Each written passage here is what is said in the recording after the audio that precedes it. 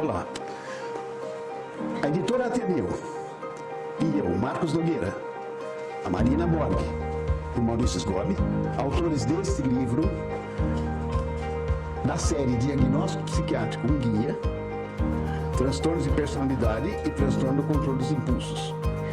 E mais uma vez nos esforçamos para trazer a melhor comunicação visual possível, tornando uma leitura agradável e didática para a compreensão do transtorno de personalidade e controle dos impulsos.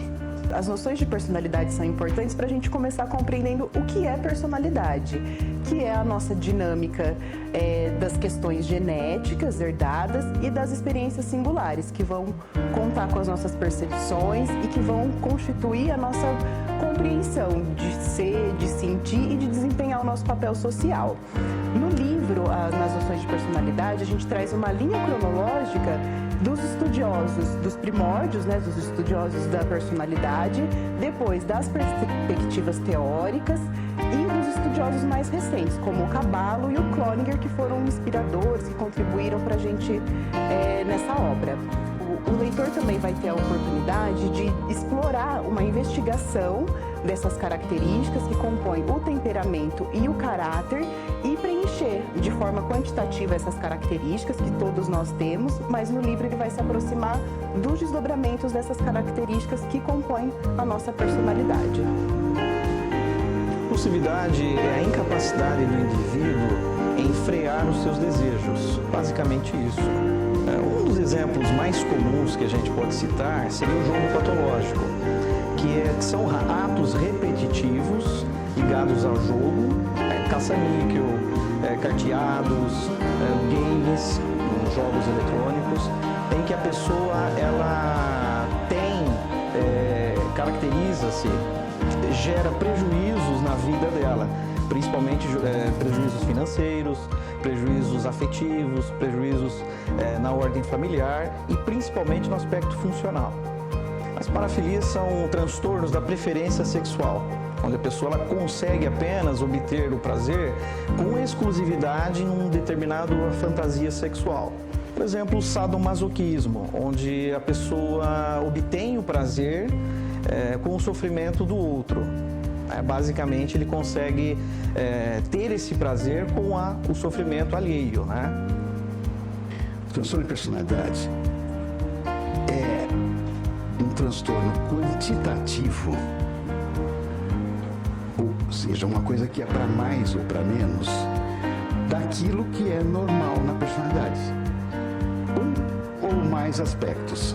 Por exemplo, você, na sua personalidade, você tem uma capacidade de ser empático. No transtorno de personalidade, você tem um momento que você deixa de ser empático. Você vive sem empatia, desde sempre.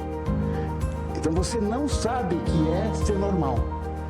Você vive só um aspecto lesado da sua personalidade e toda a sua vida está envolvida nisso. Tanto para você, como para quem vive com você, que sofre as consequências dessa situação. Respondi a essa pergunta, Agora, Dr. Marcos, quais os tipos mais comuns de transtorno de personalidade? Os transtornos de personalidade, eles são 10 tipos aproximadamente. Tem autores que chegam a ver 15, outros 8. Mas, nesses 10 tipos, eles estão divididos em 3 grupos, que a gente coloca um nome, para ficar mais didático, de grupo dos isolados, aquele que não quer viver com o outro, ou tem quase que uma impossibilidade de viver com o outro. O segundo grupo, que é aquele que a pessoa sofre as consequências da ansiedade o tempo todo, então ela fica assustada, dependente, evitando pessoas.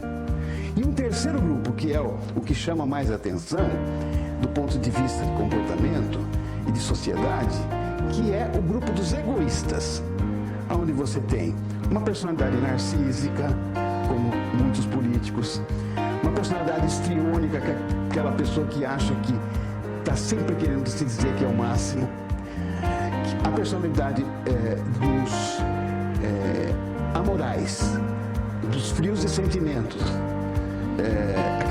Aquelas que geralmente 70% são criminosos, que são os grandes psicopatas. E como, por exemplo, um filme que a gente cita no livro Hannibal, né, que ele fazia um planejamento de destruir o outro integralmente, inclusive com o canibalismo. E no caso das personalidades dos isolamentos, você tem um filme que tem o Perfume. É um rapaz que fazia perfume com a essência das pessoas, com o sangue, fazia uma coisa que ele viveu aquilo, ele não tinha contato com ninguém, ele não se importava em namorar nada, ele só queria fazer aquilo na vida e vivia isolado. Acho que todo mundo, quem não viu o Perfume, ele também é citado no nosso livro. O nosso livro faz um esforço muito grande para dar exemplos. Agora, o forte do nosso livro, que as pessoas vão se apaixonar, são os cartoons de cada transtorno de personalidade. Tem um artista que trabalha junto com a gente, que é o Camilo Riani, que é absolutamente incrível para traduzir o que é uma pessoa através dos cartoons dele. Então, você vai ver, por exemplo, na personalidade narcísica, você vai ver o Trump, a caricatura do Trump, se olhando no espelho e se achando bonito. Entendeu? Então, estas coisas que caracterizam. E o último dos egoístas é um muito conhecido hoje em dia, que chama borderline, que é aquela personalidade difícil, agressiva, aquela que te seduz para depois se destruir. Então, são problemáticos nos relacionamentos, eles não se sentem rejeitados e abandonados por todo mundo, e tem as consequências que estudaremos profundamente no livro, com todas as suas características, questionários, tudo isso.